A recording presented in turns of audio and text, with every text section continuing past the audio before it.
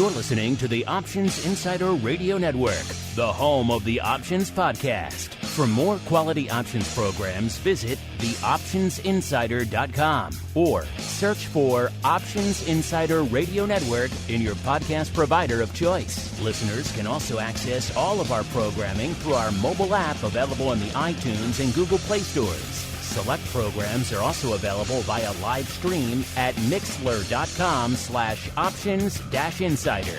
That's mixlr.com/options-insider. Don't forget to follow along with your favorite programs and submit your own questions for the hosts at twitter.com/options, stocktwits.com/options, facebook.com/theoptionsinsider, or via questions at theoptionsinsider.com.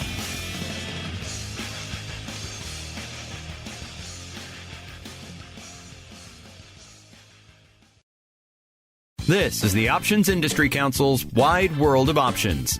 Before we start today's show, listeners should know that options involve risk and are not suitable for all investors. Individuals should not enter into an options transaction until they have read and understood the disclosure document, characteristics and risks of standardized options, available by visiting the OCC.com or by contacting your broker, any exchange on which options are traded, or the Options Clearing Corporation at 125 South Franklin Street, number 1200, Chicago, Illinois, 60606.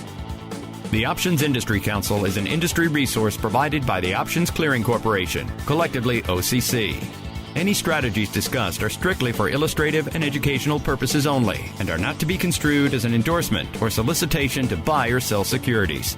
Commissions, fees, margins, interest, and taxes have not been included in any of the examples used in this show. These costs impact the outcome of all stock and options transactions. Consult your tax advisor about any potential consequences. OIC was created in 1992 to educate investors and their financial advisors about the benefits and risks of exchange-traded equity options, and the Wide World of Options radio show is one of several resources investors can utilize to learn more about options. Other resources OIC offers include webinars, articles, and self-guided options-related coursework. For more information, check out www.optionseducation.org. Now, here's your host, Mark Benzaquen.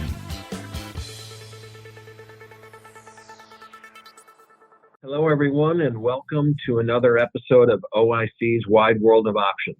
My name is Mark Benzaquen, and joining me once again in the studio today is my colleague Ken Keating, a 25-year options veteran with roles ranging from market maker, risk manager, and portfolio manager, amongst others, and now a fellow options instructor here at OIC. Ken, welcome back. Mark, thanks for having me. I'm happy to be here again.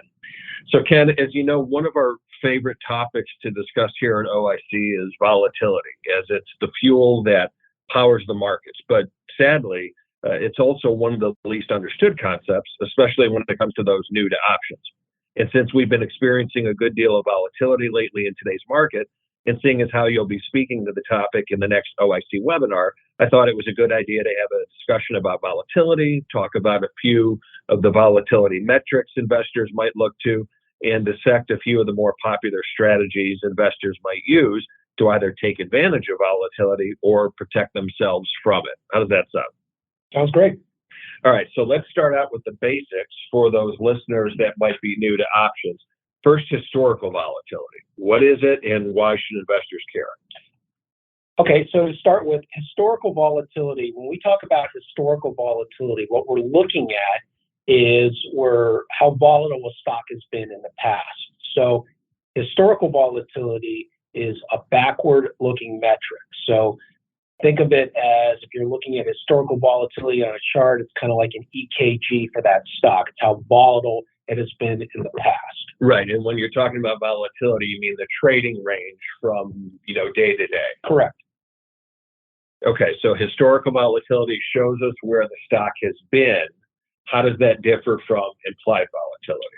So implied volatility, while historical volatility is backward-looking, implied volatility is forward-looking. So implied volatility is essentially the market's forecast on how volatile a stock will be between now and its expiration. And it's constantly moving and changing based on the supply and the demand for options. So where in an options model, there's many inputs that go into an options model. There's the strike price, time to expiration, the stock price itself, the dividends, interest rates, all that. That's all pretty much known information. What is actually unknown is volatility. And volatility is constantly changing based on the supply and demand for options. And it's a moving target. It's what traders are always trying to solve for is implied volatility. So, and only options have implied volatility. So stocks don't have implied volatility. Stocks have historic volatility, where options have both implied volatility, which is forward-looking, and historical implied volatility, which is how volatile, the options have been in the past. So there's really three types of volatility. There's the historical volatility, the implied volatility, and historical implied volatility. Okay, so implied volatility is basically the market's opinion, the market's forecast for how volatile that stock is going to be. And because it's an opinion, it can differ from investor to investor, trading firm to trading firm, et cetera. And that opinion shows itself, I guess, for lack of a better word, in the price of the option, right? That's correct. So let's just say into an event, let's say earnings. There's typically more demand for options as traders are positioning themselves for an earnings beat, an earnings miss, earnings staying flat. There's varying opinions. And because of the supply and demand for options, if traders think that that particular security will make a greater move than what the market is implying, they'll bid up those options to a higher degree, which will increase the implied volatility. So when traders talk about implied volatility, all they're really talking about is the level of options prices. So when implied volatility is low, you can infer that option prices are low and somewhat inexpensive. And when implied volatility is elevated, you can infer that option prices are high and expensive. And when you're talking inexpensive versus expensive, you're not talking about a $1 option premium versus a $10 option premium. You're talking about the option premium as it relates to the implied volatility. Correct.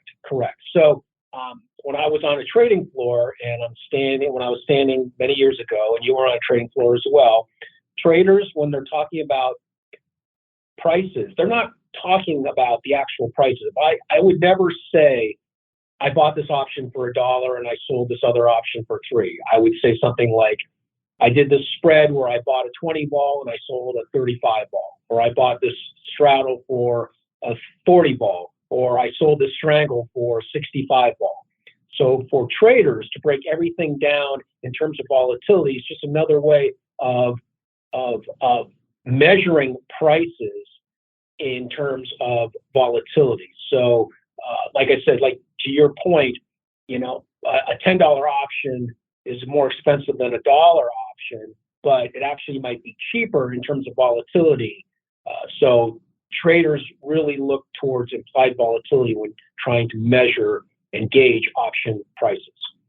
Okay, so we're talking about cheap options or cheap volatility versus expensive volatility. Is that where different implied volatility metrics come into play? For example, IV rank, that we can look at the IV rank of an option to help us determine where that particular contract falls on that volatility curve? Correct. So there are a couple metrics that many brokers now offer their clients these days. One is IV rank and the other is IV percentile. So, and this is just another way of measuring implied volatility. So when I was trading on a trading floor, we would actually look at implied volatility charts. We'd be looking at charts all throughout the day. We'd be looking at 1-year charts, 2-year charts, 5-year charts, sometimes shorter dated charts. And we'd get a feel for where that implied volatility historically has been. And we would come up with a range. I would have a buy-sell range on various stocks. So if I'm trading one stock, my buy-sell range over a given period might be I'm 20 vol bid, and I'm a 60 vol seller. So the range, that's the range that the implied volatility has been in the past, and it would be my buy sell range. Now, its implied volatility rank is doing the same thing. Basically, what it's doing is it's taking the implied volatility over a yearly period. It's taking the low point, the high point, and where implied volatility is currently. So it's taking 3 price points or implied volatility points and measuring where volatility is now. So it's a way of measuring volatility against itself. So it's basically IB rank is a way to quantify where current implied volatility falls into the range of implied volatility for that particular period. So if we had, just for easy numbers, let's say we look back at the last several weeks and we see implied volatility was 20%, 30%, 40%, 50%, 60%. And let's say current implied volatility is trading 60%.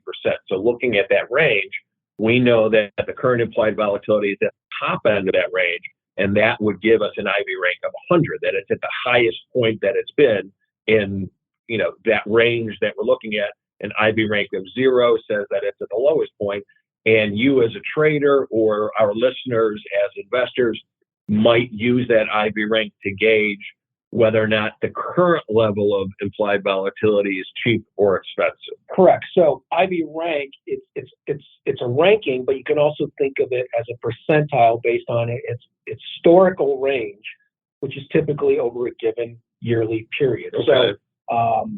So using your example, if the range over the last year is 20 on the low side, 60 on the high side, obviously 20 would be an IB rank of 0. 60 would be an IB rank of 100.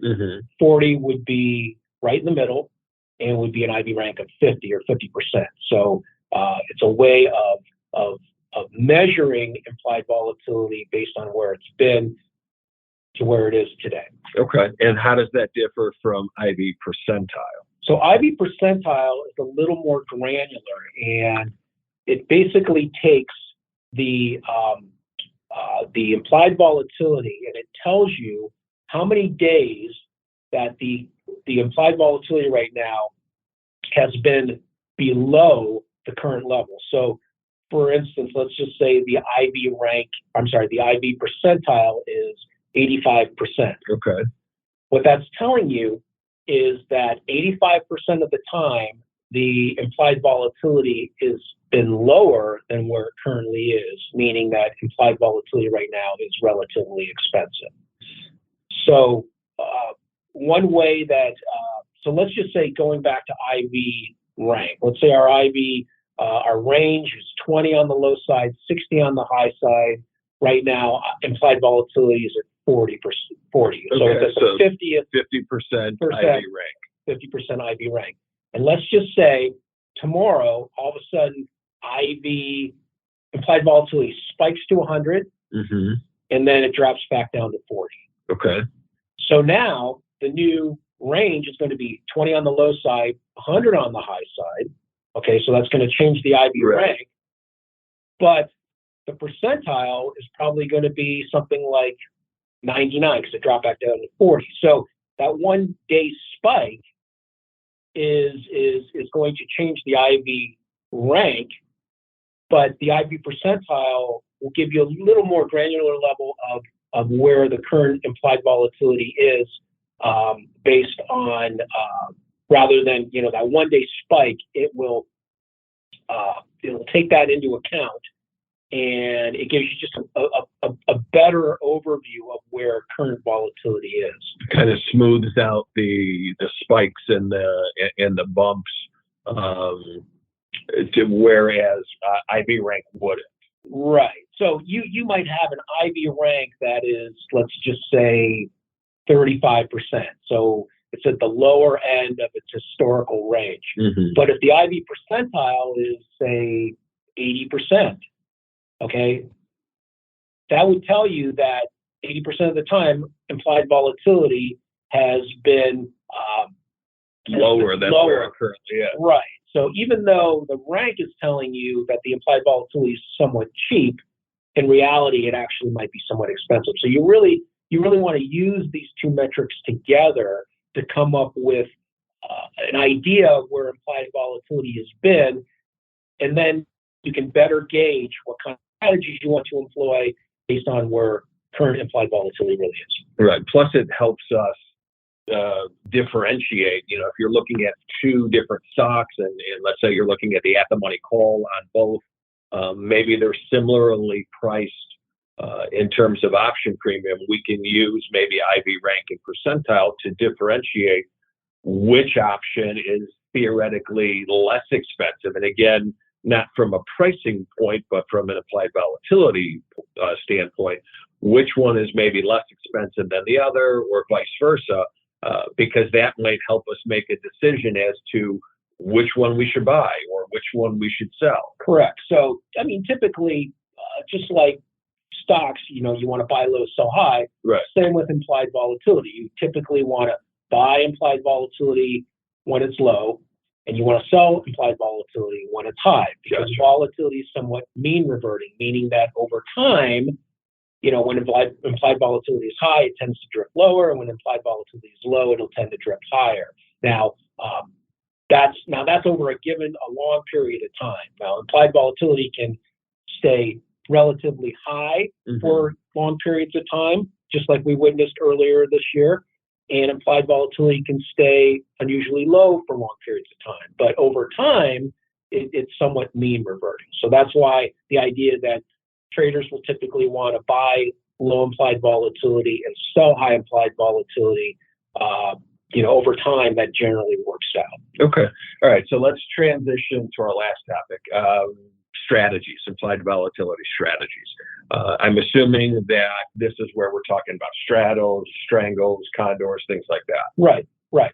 So pure vol strategies, the straddle and the strangle are called pure vol strategies because let's just look at the straddle. The straddle is, let's just say we're looking at a $50 stock, and maybe they've got earnings coming up, and the straddle is priced at $5.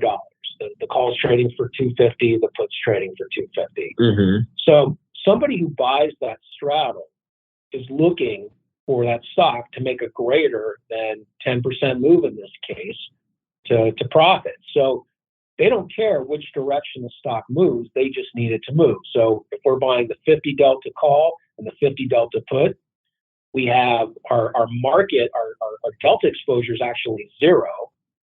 In other words, we don't care which direction the stock moves. We just want it to move. We want it to go up big or down big. Right. Your long deltas from the call, short deltas from the put. Right. So you're flat in that respect. So all that you need is that stock to move in one direction or the other. Right. But big enough to cover that $5 premium. It's a delta neutral strategy, and it's binary in the sense that, and it's a pure vol strategy because we just need that stock to move. We don't care which direction. We just want it to move.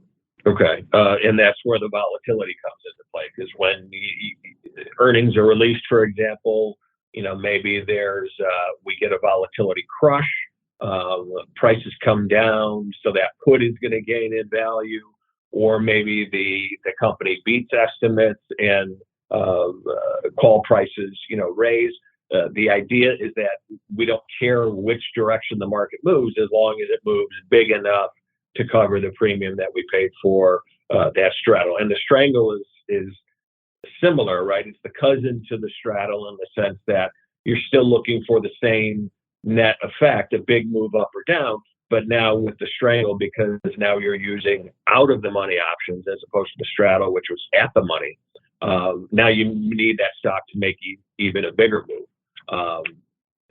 That's if buying a straddle, buying a strangle, that's if you were thinking the stock is going to make a big move one way or the other.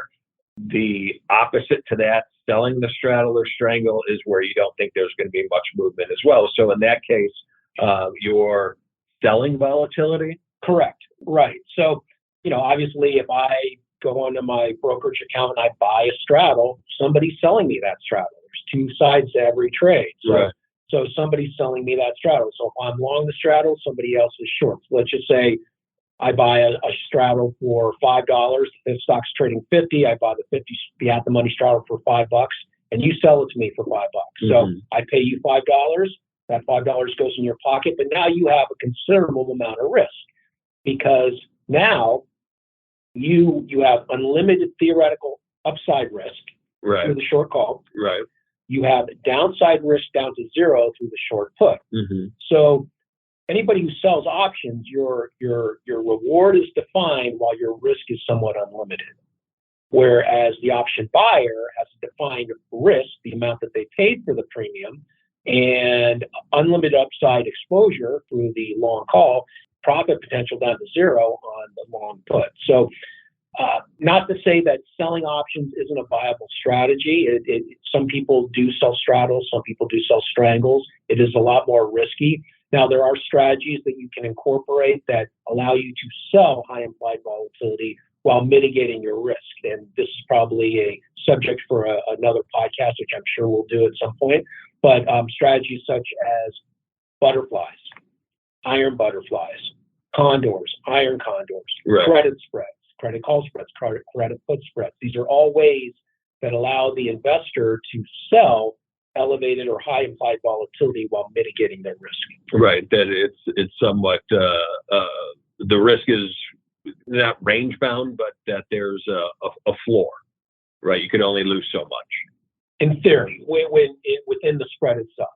So, and there are other risks to spreads, and like I said, this isn't the time or place to be talking about these. I'm sure we'll talk about them in other podcasts. But the defined risk nature of a spread is defined only within the spread itself. Gotcha.